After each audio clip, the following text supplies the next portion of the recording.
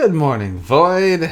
So, I'm literally just rolling out of bed, but the way I do a lot of my watching is late night right before I fall asleep.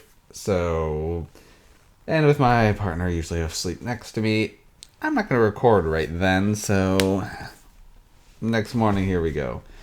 And I figure I'm just going to get the not one, but two reviews I've got to get out of the way right away, so pardon the dishevellness. I just want to get these going since I've got so many more movies to get to this month and a lot to be doing today, so just gonna get going here. Alright, so last night I finally watched Glorious. It was glorious. I really did enjoy this one. Now, I'd first heard about this with someone just mentioning the glory hole horror movie, and I thought, okay, that's gonna be dumb.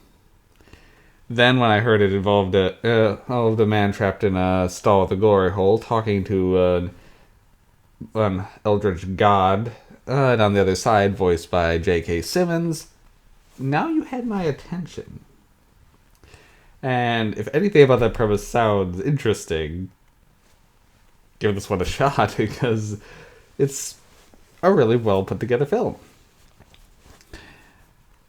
Now, I'm very well versed in Cthulhu Mythos lore, as I've been reading such for years, and any media involving it I usually devour quite readily. And well, this definitely fits in there, though the entity they chose to use was not one I was expecting, and they kind of cast it in a bit more of a benevolent light, but which is a little bit outside the usuals, but they paint it in a cosmic light enough that it is workable here. Now, I've always pronounced the entity's name as Gatanathoa, but they make it a point of going Gatanathoa, but still clear the same entity as the main thing of don't look at it or horrible things will happen is still apparent here. So, the entity does appear in, while not Lovecraft itself, several other works, particularly by that of Lynn Carter. And it is an entity I've always been interested in, so it was good to see it make some form of an appearance on, I guess, a slightly more mainstream. I don't know how widely sent out Glorious is going to be. It is a Shudder original. But, okay.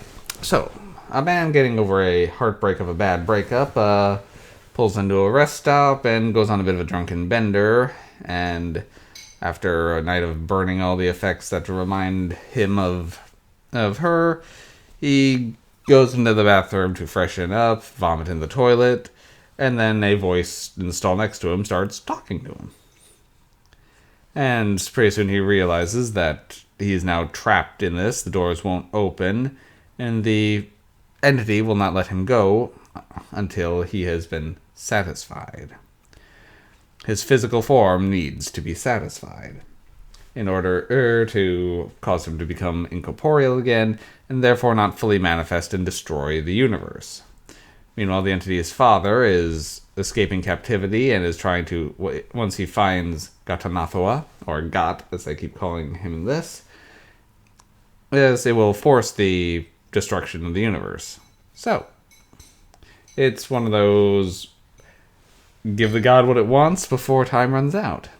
And it's pretty much then like a bottle episode of him trying to figure out a way to escape this situation, or find a way to give the god what it wants, whatever that actually is, because it is, for a while, not very clear. And yeah, it's then he keeps escaping into his memories, which slowly reveal what actually happened with his girlfriend, and there are some twists there that help kind of paint our lead character in a bit of a different light, depending on how much knowledge you have on his situation. So they do a good job slowly revealing things about our lead, whose name is currently escaping me.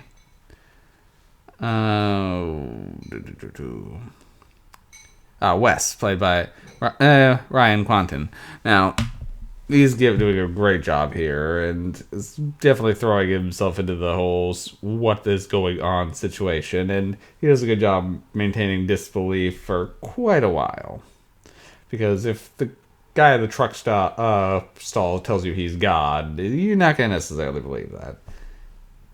Even in the face of some of the more eldritch manifestations, he just assumes he's on drugs for a while.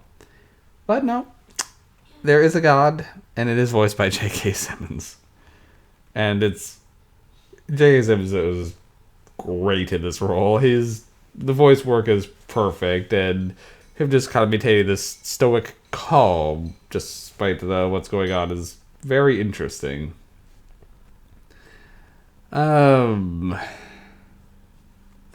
So, the cosmic eldritch horror, it's not done to a great extent in this, but it's enough to at least dip its feet into it. But yeah, there's only so much that is going on here, so there's only so much really to talk about, but what is here is presented in a very fascinating manner. I really did enjoy watching this film. So, for a good weird eldritch horror with a slight dose of comedy mixed in there, because there is some genuinely funny moments here, I do recommend it. It's not primarily a comedy, but there's enough there to make it a little bit noticeable. Alright, so Glorious. I've been debating where I'm going to give this, because it's definitely a high rating, but it isn't fantastic, but so far it is my favorite movie this month. Debating between 8 and 9. I think I'm going to err on the side of 8, mostly just because, well, it doesn't overstay its welcome and is a little bit on shorter running time. I did want to see a little bit more about what's going on, and the CG effects are not great. So, that's my only real nitpicks on there. When they start trying to show Gott's father, it is a CGI mess. When they actually but the more practical creature effects they do are good. And the gore effects are definitely work as well. So, 8 MacGuffins, very close to a 9 though, so only a few minor nitpicks that kept it from there. But yeah, I did really enjoy this one. I highly recommend checking out Glorious. Alright, and I've got one other one to get out of the way this morning, so see you in a few.